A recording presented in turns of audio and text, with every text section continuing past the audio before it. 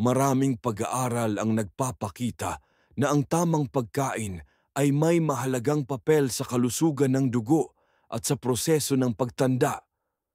Partikular na ang ilang uri ng gulay ay may kakayahang maglinis ng dugo sa natural na paraan at sabay nitong sinusuportahan ang mga mekanismong makatutulong sa pagpapanatili ng malusog na katawan habang tumatanda.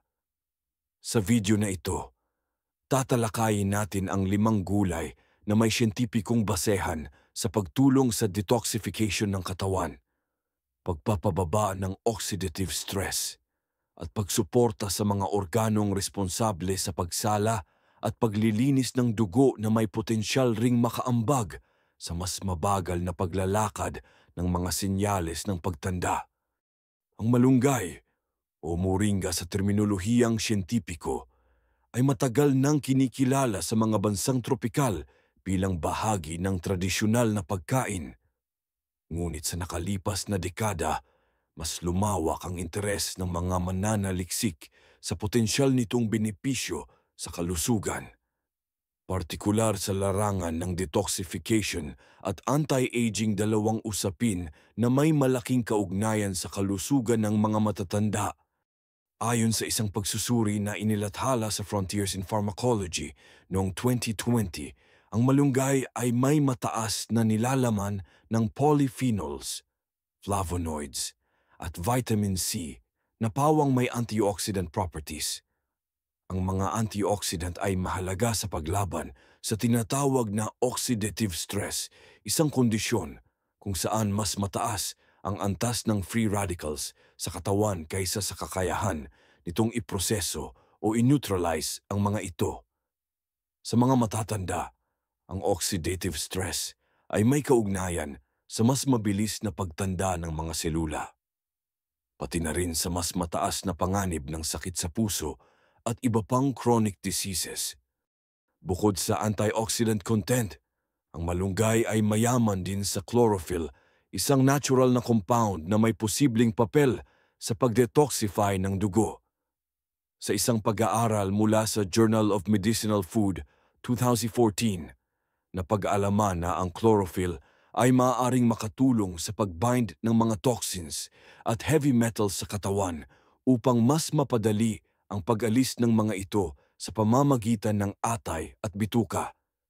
Dahil dito, ang regular na pag-inom ng malunggay sa anyong sabaw, tsa, o bilang bahagi ng lutong gulay ay maaaring maging dagdag suporta sa natural na detoxification process ng katawan. Isang mahalagang aspeto rin ng malunggay ay ang taglay nitong bitamina at mineral na sumusuporta sa immune system at sa kalusugan ng balat. Sa isang nutritional profile na inilathala ng USDA National Nutrient Database, tinukoy na ang malunggay ay may mataas na level ng vitamin A, vitamin E, calcium, at potassium. Ang vitamin A at E ay parehong may papel sa regeneration ng balat at proteksyon laban sa environmental damage na may kaugnayan sa mas mabagal na pisikal na senyales ng pagtanda gaya ng pagnipis ng balat at paglitaw ng wrinkles.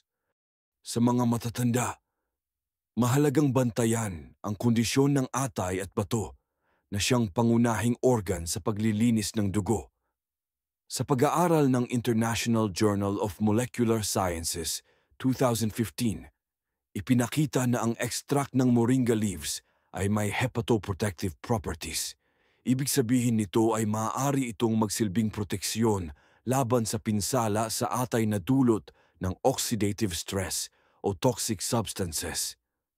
Ang nasabing epekto ay may potensyal na makatulong sa mga seniors na may kasaysayan ng fatty liver, hypertension, o regular na umiinom ng maintenance medications. Sa praktikal na aspeto, ang malunggay ay madaling isama sa araw-araw na pagkain.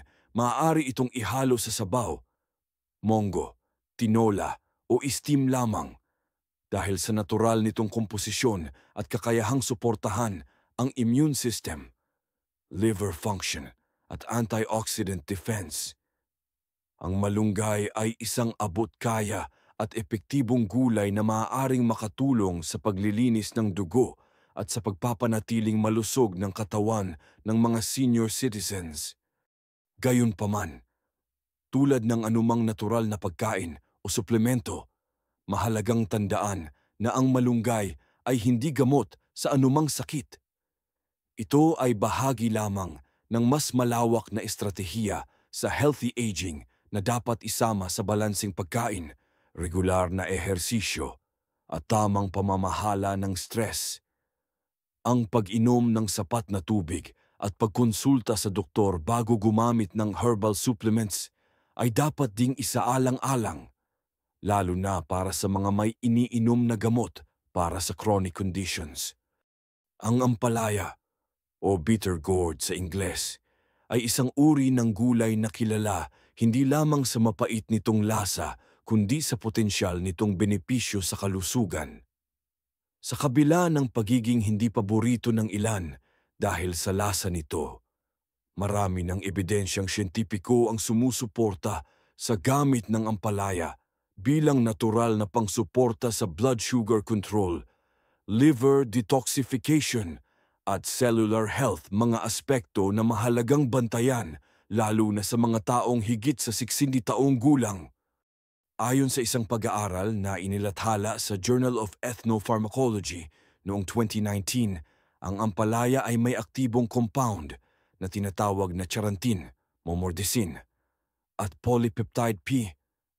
Ang mga ito ay may kakayahang magpababa ng blood glucose levels sa katawan sa pamamagitan ng pagpapahusay sa insulin sensitivity.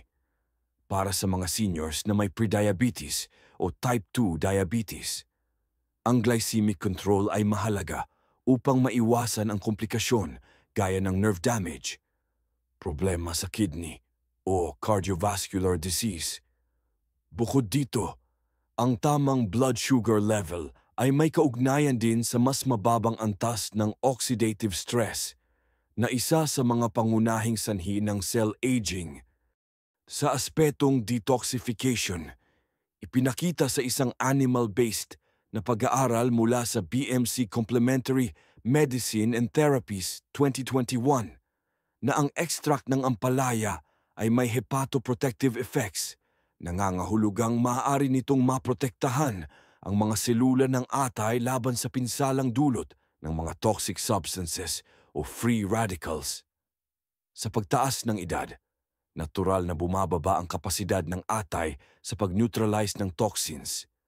Kaya't ang regular na pagkain ng mga pagkaing sumusuporta sa liver function ay mahalaga.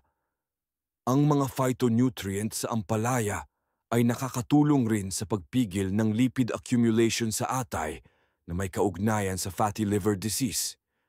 Bukod sa blood sugar at liver support, may potensyal din ang ampalaya na magpababa ng inflammation sa katawan. Sa isang systematic review na inilathala sa Evidence-Based Complementary and Alternative Medicine 2020, napag-alamang ang ampalaya ay may anti-inflammatory at immunomodulatory properties. Ang chronic low-grade inflammation ay karaniwan sa matatanda at may kaugnayan sa maraming age-related conditions gaya ng arthritis, atherosclerosis, at neurodegenerative diseases. Kaya't ang pagkakaroon ng natural na anti-inflammatory foods sa pang-araw-araw na diet ay isang praktikal na hakbang para mapanatili ang functional health sa pagtanda. Sa nutrisyonal na aspeto, ang ampalaya ay mababa sa calories ngunit mataas sa dietary fiber, iron, potassium, at vitamin C. Ang dietary fiber ay mahalaga para sa digestive health at sa regulasyon ng cholesterol, habang ang potassium ay tumutulong sa blood pressure control, isang karaniwang concern ng mga senior.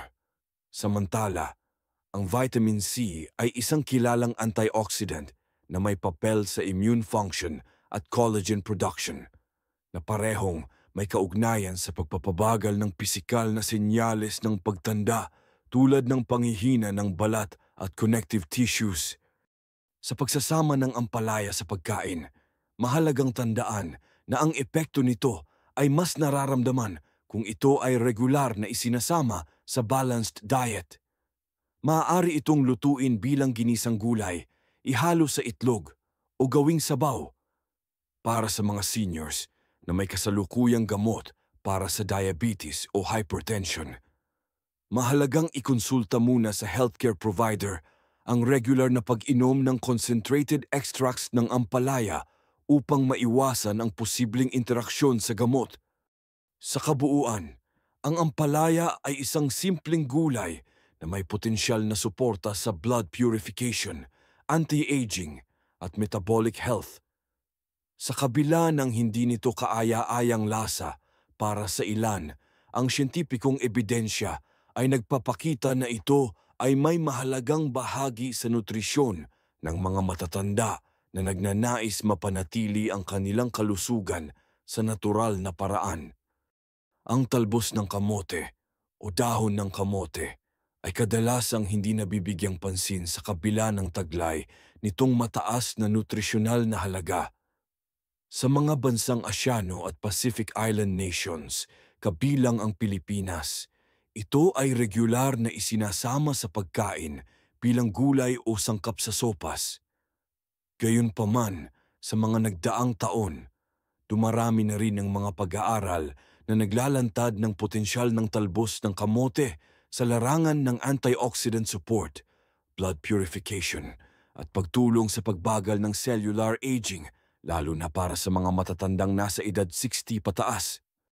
Sa isang pag-aaral na inilathala sa food chemistry noong 2018, natuklasan na ang talbos ng kamote ay may mataas na konsentrasyon ng polyphenols, lalo na ang caffeic acid, chlorogenic acid at isoorientin.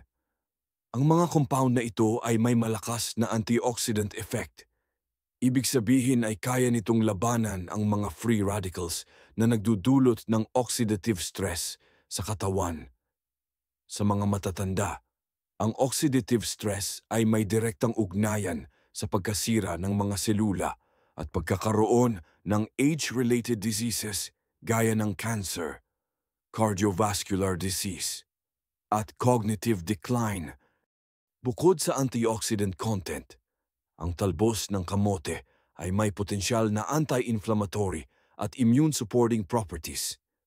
Ayon sa isang pag-aaral mula sa Journal of Medicinal Food, 2016, ang talbos ng kamote ay nakatulong sa pagbawas ng mga pro-inflammatory cytokines sa mga test subjects na nagpapakita ng potensyal nitong suportahan ang immune function. Ito ay mahalagang aspeto sa senior health dahil sa natural na pagbaba ng immune response habang tumatanda, na maaaring magpataas ng panganib sa mga impeksyon at inflammatory conditions. Ang epekto ng talbos ng kamote sa blood pressure at circulation ay isa pang mahalagang punto. Sa isang animal study na inilathala sa Nutrition Research and Practice 2014, napag-alamang ang regular na pag-inom ng leaf extract ng kamote ay may epekto sa pagpapababa ng systolic blood pressure at pagpapabuti ng endothelial function o ang kakayahan ng mga ugat na mag-expand at mag-contract ng maayos. Ang magandang kondisyon ng blood vessels ay mahalaga upang mapanatiling malinis at malayang dumadaloy ang dugo, isang salik na konektado sa mas mababang panganib ng stroke, heart attack, at peripheral artery disease sa mga matatanda. Sa usapin naman ng nutrisyon, ang talbos ng kamote ay may mataas na fiber, vitamin C, at lutein. Ang fiber ay may direktang epekto sa cholesterol control at digestive health, habang ang vitamin C ay sumusuporta sa collagen production, wound healing, at immune function. Samantala, ang lutein ay isang antioxidant na partikular na kapakipakinabang sa kalusugan ng mata, na mahalagang isaalang-alang dahil sa paglaganap ng age-related macular degeneration sa mga seniors. Ayon sa Archives of Ophthalmology, 2007, ang mataas na dietary intake ng lutein at zeaxanthin ay konektado sa mas mababang panganib ng AMD sa mga matatandang populasyon. Mula sa praktikal na pananaw, ang talbos ng kamote ay madaling itanim at abot kayang sangkap sa araw-araw na pagkain. Maaari itong steam, igisa o ihalo sa sinigang at iba pang lutong bahay. Hindi ito nangangailangan ng mahal na paghahanda o espesyal na luto upang maibigay ang benepisyo nito. Para sa mga seniors na may sensitibong tiyan, mainam itong ipakilala sa pagkain ng dahan-dahan at sa lutong anyo upang maiwasan ang iritasyon sa bituka. Mahalagang paalala na bagaman may potensyal ang talbos ng kamote sa paglinis ng dugo at sa pagpabagal ng pagtanda ng selula. Ito ay hindi gamot sa anumang karamdaman. Mainam na gamitin ito bilang bahagi ng balansing pagkain, kasabay ng regular na pisikal na aktibidad at tamang pangangalaga sa kalusugan. Para sa mga senior na may kondisyon gaya ng kidney disease o gout, dapat ding ikonsulta sa doktor ang dami ng pagkaing mataas sa oxalate tulad ng talbos ng kamote. Sa kabuuan, ang talbos ng kamote ay isang abot-kaya, lokal at nutrisyonal na gulay na maaaring makatulong sa kalusugan ng dugo, immune system at mata ng mga matatanda. Ang pagsasama nito sa araw-araw na diet ay isang simple ngunit epektibong hakbang tungo sa mas malusog at mas aktibong pagtanda. Ang sayote o chayote sa terminolohiya ng botanika ay isang uri ng gulay na karaniwang ginagamit sa mga lutong bahay sa Pilipinas at iba pang bahagi ng Asya at Latin America. Madalas itong inihahalo sa mga sabaw, ginisa o niluluto bilang ulam. Bagamat simple ang itsura at lasa, ang sayote ay may taglay na komposisyon na maaaring makatulong sa pagpapanatili ng kalusugan ng dugo, pag-regulate ng presyon at pagbagal ng proseso ng pagtanda, lalo na sa mga taong nasa senior age group. Ayon sa isang pag-aaral na isinagawa ng Journal of Medicinal Food 2017, ang sayote ay may mataas na nilalaman ng dietary fiber, folate, vitamin C at potassium. Ang kombinasyong ito ay may mahalagang papel sa cardiovascular health. Ang dietary fiber ay tumutulong sa pagbabawas ng low-density lipoprotein LDL o bad cholesterol na siyang pangunahing sanhi ng atherosclerosis at baradong ugat. Samantala, ang potassium ay kilalang vasodilator. Tumutulong ito sa pag-relax ng mga blood vessels, kaya nakakatulong sa regulasyon ng blood pressure. Sa isang clinical review na inilathala sa Nutrients 2020, pinatunayan na ang pagkaing mayaman sa potassium kapag isinama sa low-sodium diet ay may malaking epekto sa pagpapababa ng risk ng stroke at coronary heart disease, lalo na sa matatanda. Ang isang cup ng luto ng sayote ay may humigit kumulang 165 mmol ng potassium, na isang positibong kontribusyon sa pang-araw-araw na potassium requirement ng mga matatanda. Bukod dito, ang sayote ay may natural na diuretic property. Sa mga taong may hypertension o problema sa fluid retention, ang mild diuretic effect ng sayote ay nakakatulong sa paglabas ng sobrang sodium at tubig mula sa katawan sa pamamagitan ng ihi. Sa ganitong paraan, hindi lamang bumababa ang blood pressure, kundi nababawasan din ang load sa kidney at puso. Ayon sa Journal of Pharmacognosy and Phytochemistry 2015, ang extract mula sa prutas at dahon ng sayote ay may potential diuretic and anti-inflammatory effects na maaaring makatulong sa mga pasyenteng may mild edema o early-stage hypertension. Isang aspeto rin ng sayote na mahalaga para sa senior health ay ang mataas nitong folate content. Ang folate ay isang B vitamin na may kinalaman sa paggawa ng bagong selula ng dugo at pag-ayos ng DNA damage. Sa pagtanda, ang kakayahan ng katawan na mag-regenerate ng malusog na selula ay humihina, kaya't ang sapat na folate ay maaaring makatulong sa pagpigil ng anemia at pagsuporta sa cellular repair. Ayon sa American Journal of Clinical Nutrition, 2019, ang kakulangan sa folate ay isa sa mga madalas na sanhi ng megaloblastic anemia sa mga matatanda at maaaring makaapekto sa cognitive function. Sa karagdagan, ang vitamin C na taglay ng sayote ay may papel sa collagen synthesis at antioxidant defense. Bagamat hindi ito kasing taas ng level ng vitamin C ng citrus fruits, sapat na ang isang serving ng sayote upang magbigay ng humigit kumulang 70-10 mg ng vitamin C.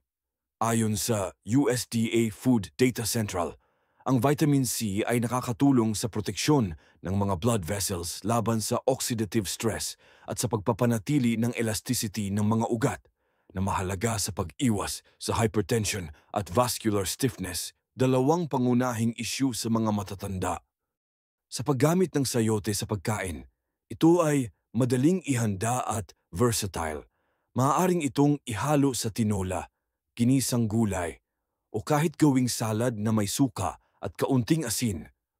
Bukod sa prutas, ang dahon at talbos ng sayote ay maaari ring lutuin gaya ng iba pang leafy vegetables na may taglay ring fiber at antioxidant compounds. Gayunpaman, tulad ng ibang gulay, ang sayote ay hindi maaaring ituring na kapalit ng gamot para sa mga chronic conditions. Bagkus, ito ay bahagi ng mas malawak na nutritional strategy para sa healthy aging. Sa mga senior na may kidney disease o congestive heart failure, mahalagang kumonsulta sa doktor bago regular na kumain ng pagkaing may diuretic effect, kahit pa ito ay natural. Sa pangkalahatan, ang sayote ay isang abot kaya at madaling lutuin na gulay na may makabuluhang kontribusyon sa kalusugan ng dugo at cardiovascular system. Sa pamamagitan ng regular na pagdagdag nito sa araw-araw na pagkain, maaaring magkaroon ng benepisyo sa presyo ng dugo, fluid balance, at cellular maintenance, mga kritikal na aspeto ng pangangalaga sa kalusugan ng mga matatanda. Ang labanos o radish sa Ingles ay isang gulay ugat na karaniwang makikita sa mga lutong bahay at salad sa iba't ibang bahagi ng mundo. Sa kabila ng pagiging simpleng sangkap sa kusina, ang labanos ay may natatanging komposisyon ng mga bioactive compounds na maaaring makatulong sa paglilinis ng dugo, pagpapabuti ng liver function, at pagsuporta sa cellular health, mga aspeto ng kalusugan na may malaking kaugnayan sa pangangalaga ng mga matatanda.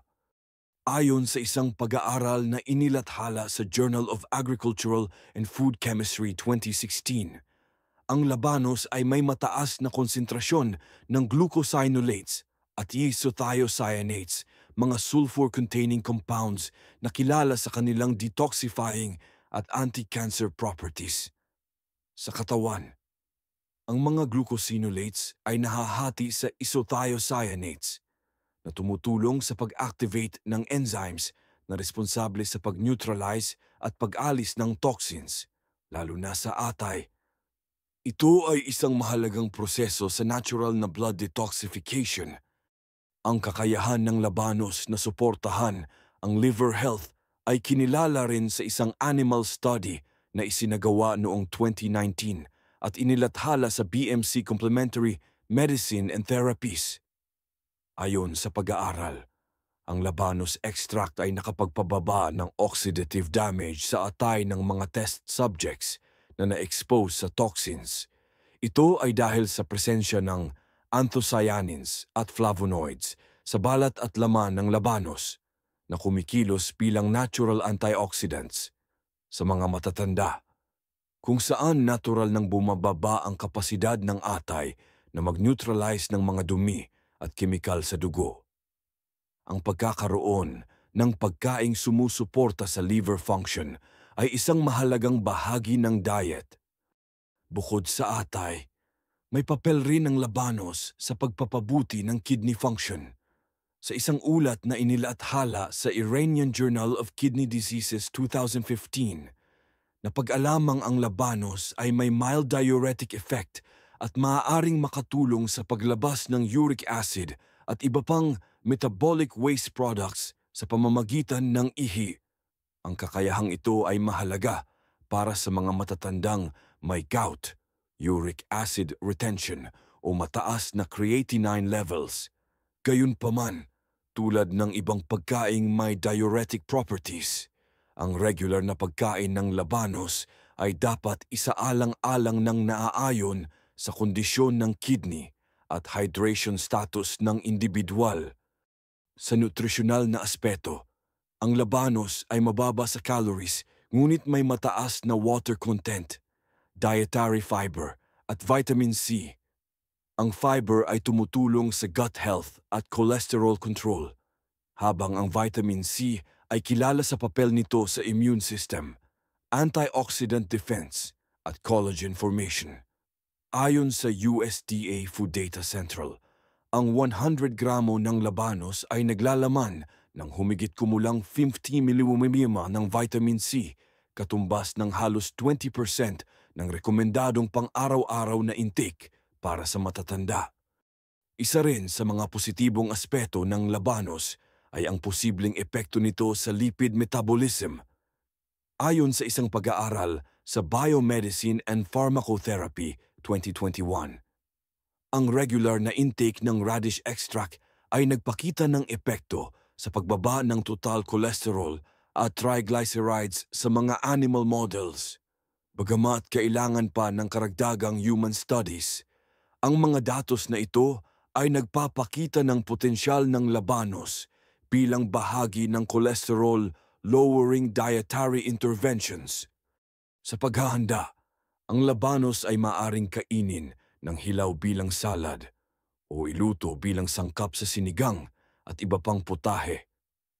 Ang mga dahon nito ay maaari ring gamitin bilang leafy vegetable na may sariling benepisyong nutrisyonal. Para sa mga matatanda na may sensitibong tiyan, mas mainam itong lutuin upang mabawasan ang posibleng gastric irritation dulot ng natural na pungency nito. Bagamat ligtas para sa karamihan, ang sobrang dami ng hilaw na labanos ay maaaring magdulot ng iritasyon sa tiyan o gas, lalo na sa mga may irritable bowel syndrome, IBS, sa mga pasyenteng may hypothyroidism. Mainam ding kumonsulta sa doktor bago regular na kumain ng malaking dami ng cruciferous vegetables tulad ng labanos dahil sa posibleng epekto sa thyroid hormone synthesis. Sa kabuuan, ang labanos ay isang simple ngunit makapangyarihang gulay na maaaring makatulong sa paglilinis ng dugo, pagpapabuti ng liver at kidney function, at pagsuporta sa antioxidant defense ng katawan. Para sa mga matatandang nagnanais ng natural at abot-kayang paraan ng pagpapabuti ng kalusugan, ang regular na pagsasama ng labanos sa pagkain ay isang praktikal at siyentipikong suportadong hakbang. Ang pagpapanatili ng malinis na dugo at malusog na katawan ay hindi laging nangangailangan ng mamahaling suplemento o komplikadong pamamaraan. Sa maraming kaso, ang simpleng pagsasama ng tamang gulay sa pang-araw-araw na pagkain tulad ng malunggay, ampalaya, talbos ng kamote, sayote, at labanos ay maaaring magbigay ng makabuluhang benepisyo para sa kalusugan ng mga senior. Ang mga gulay na ito ay may siyentipikong suporta sa kanilang kakayahang tumulong sa detoxification, antioxidant defense, blood pressure regulation, at metabolic balance. Gayunpaman, mahalagang tandaan na ang mga pagkaing ito ay bahagi lamang ng mas malawak na estratehiya para sa healthy aging. Dapat pa ring ipagpatuloy ang balansing pagkain, sapat na pag-inom ng tubig, regular na ehersisyo at regular na konsultasyon sa doktor, lalo na para sa mga senior na may kasalukuyang iniinom na gamot o may kondisyon gaya ng diabetes, hypertension o kidney disease. Kung nakatulong sa inyo ang impormasyon sa video na ito, huwag kalimutang i-like at i-share upang mas maraming senior ang makinabang. At para sa mas marami pang practical na gabay ukol sa nutrisyon at kalusugan ng mga may edad, mag-subscribe na sa aming channel at iyon ang notification bell upang hindi mahuli sa mga susunod na update.